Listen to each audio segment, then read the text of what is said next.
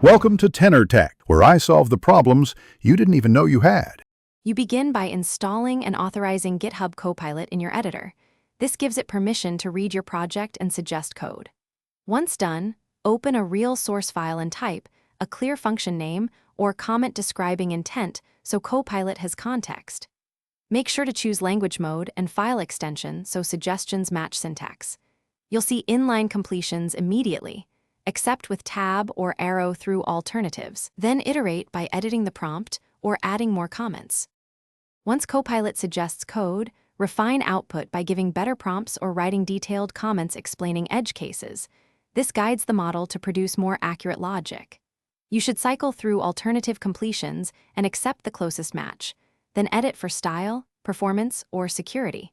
Make sure to run unit tests and linters after each change so problems surface early. If suggestions are off, tweak settings or temporarily disable file types. Keeping iterative feedback makes Copilot progressively more useful in your workflow. You finish by thoroughly reviewing and testing Copilot-generated code. Treat suggestions as drafts that require verification for security and license implications. Once tests pass and reviewers sign off, commit with clear messages describing why the suggestion was accepted. If Copilot stops offering useful completions, first rephrase prompts or add guiding comments, then update the extension and check repository permissions. As a key troubleshooting tip, restart your editor and sign out /in to refresh authentication.